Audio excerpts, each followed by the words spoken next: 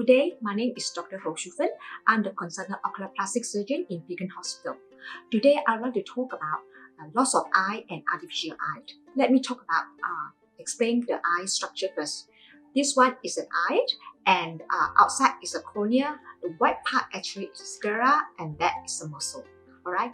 Sometimes the disease can happen only in this part, or maybe just affect the whole muscle. And I would like to emphasize that vision loss is not always equal to loss of eye. However, if you long-term lost the vision, some people can cause change of appearance, causing pain, and they might eventually lead to loss of eye. Why the patient's not seeing? Most of the time, because of the accident.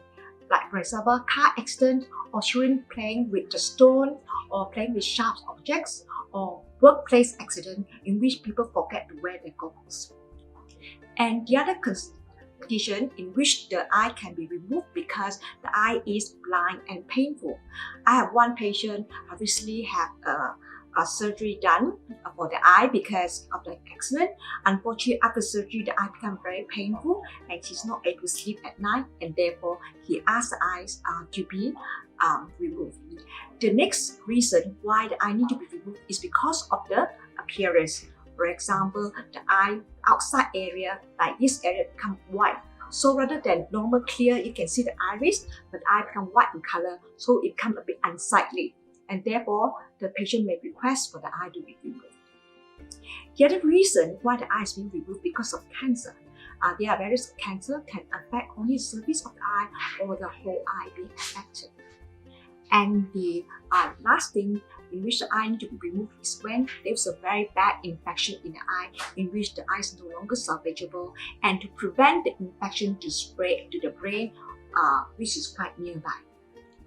And unfortunately, there's a group of people, like for example children, they might born without an eye.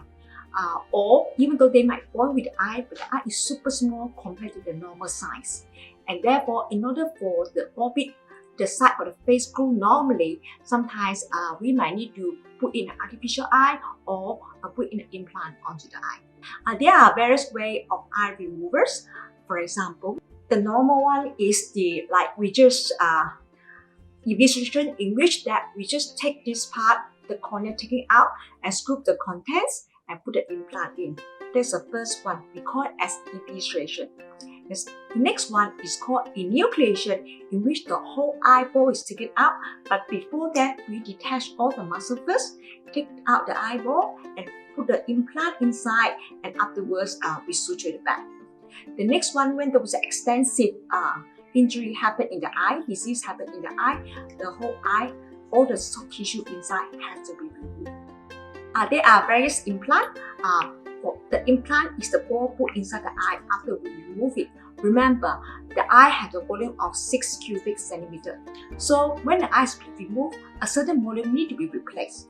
So the implant can be in the form of silicone, PMMA, or the interpretable one, or some people use their own tissue, like for example the dermis background from the abdomen.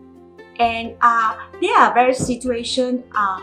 Sometimes you don't always need to remove the eye. Sometimes when the eye becomes diseased, they might just become shrink. So what the doctors will need to do is sometimes it's just to put a prosthesis, the artificial eye in front, and they might still look normal. And in situations in which the eye need to be removed, and as we said before, we will take the eye out, put the implant in, and afterwards we put in the ocular prosthesis. And there was some example for the orbital prosthesis in which in Malaysia we put it on a stick on there when the whole orbital content was being removed. So for those people who have been wearing artificial eyes for a while, they have some problem in which the artificial eyes keep on falling out.